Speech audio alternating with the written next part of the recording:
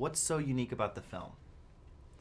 What I think is so surprising and unique about this film is its political thriller that you expect to know the answer to. You expect it to go one way or another. And there's so many twists and turns. It's always leaving you in shock and surprising you at every turn. It's a portrait of a woman working to try to pass a bipartisan gun bill. But it's a character study of ambition and drive and passion. And you get to see this really fascinating unraveling of this woman. And also, it passes the Bechdel test. Yeah, it's really great from my character's perspective as well. That what really starts out as a mentor-mentee dynamic between Esme, my character, and Elizabeth Sloane, and you get to feel, I think, certainly from Esme's perspective, the emotional cost of working at such a level. And obviously she has her own secrets that she's concealing, but to be able to, as well as the backdrop of the gun debate and women in politics, to be able to understand the humanity behind these women that work in such a competitive industry, and the cost of ambition, I think, at such a level.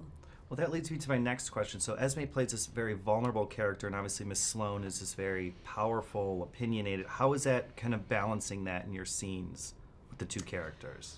Well, I think Esme is very important in this movie. I see her as the heart of the film because Elizabeth is coursing through her life, seeing people as collateral damage, and that it's the good of the many over the good of the few. And she doesn't feel responsible for anyone else's feelings. And for the first time, maybe the first time in her life, she's forced to confront another person's sadness and mortality, potentially. Exactly. Yeah. And to know that she is responsible for putting her in that situation. It really changes Elizabeth. I think the course of Sloane's character is completely altered by Esme showing up in her life. And then, so that kind of leads again to my next question is, this film people think can be called maybe Mr. Sloane, or if it was a man in the role, I'm just, saying that no one would be like, oh, he's ambitious, it would just kind of be his character. So how is you as two female actresses, do you feel it's important for you to be behind this, this film and making it not just be a male-dominated world, that the whole lobbyist scene that you're kind of, how do I want to say it? But that you're, oh my God, what was I saying? But just like you're trying, sorry, I don't want to film. No, it just, how am I trying to phrase it? But how for females in this kind of male-dominated world do you really like cement where you are? Yeah, it's interesting to think about the gender politics of this film, because I think we've seen characters like this played by men over and over again, and we don't really bat an eye. And now all of a sudden we have a female character show up who's ambitious and overprepared and capable and driven and ruthless and a perfectionist, but also has flawed. She's very flawed. And women can be flawed, and they can be driven and overachievers, and that's an okay thing to be.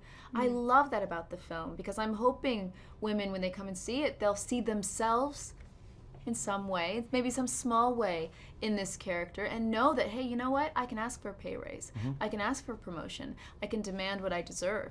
Because I think the status quo isn't working for us, and this is a film that really challenges that. And I think, like what you said earlier about what are you contributing, I think we were talking about, the idea of films, it's a lot of time that you spend on these films, and how do you choose between one and another. And I think that, certainly for me, it's inspiring to be in a film that hopefully, and definitely passes the Bechdel test, and is, showing these multi-dimensional female characters that hopefully, are putting something out into the world, that hopefully there will be more of that to come. And then in your research and reading the script and finally taking the film on, did you learn anything new about lobbying, or did it? Go on. Yeah, I didn't know nothing. anything. Yeah, me too. Yeah. I was a complete novice. I mean, to start this, I started reading Jack Abramoff's book because he was a successful lobbyist who did something bad and he went to jail.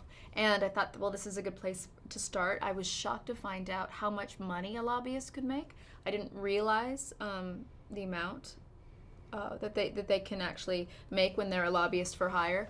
I learned about, especially women. It was important for me to meet with women because I wanted to know when less than 10% of lobbyists are women, how do they present themselves in this world where it is a boys' club? Politics is a boys' club. And how Sloane dresses, how she talks to men in the movie. For me, that was directly coming from the information I gleaned from being in DC. Okay.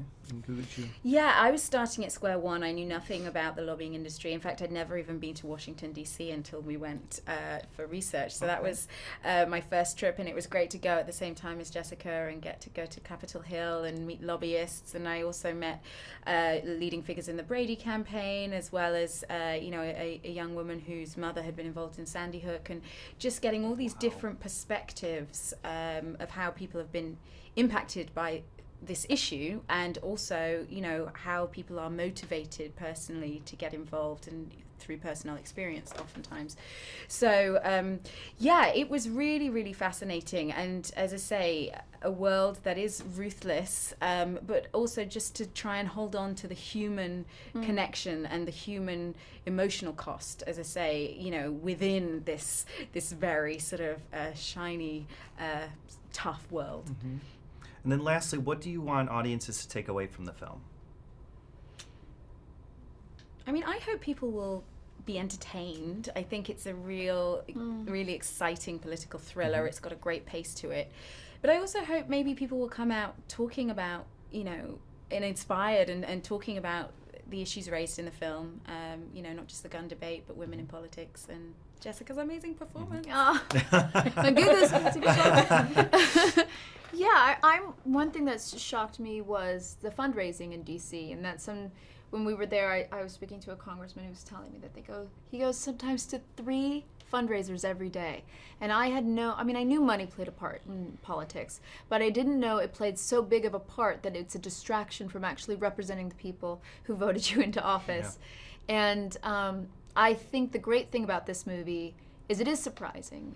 You don't know where it's going, but it does give you this voyeuristic look into DC politics, American politics, and hopefully you can come out of the film and discuss what may be working and what may not be working.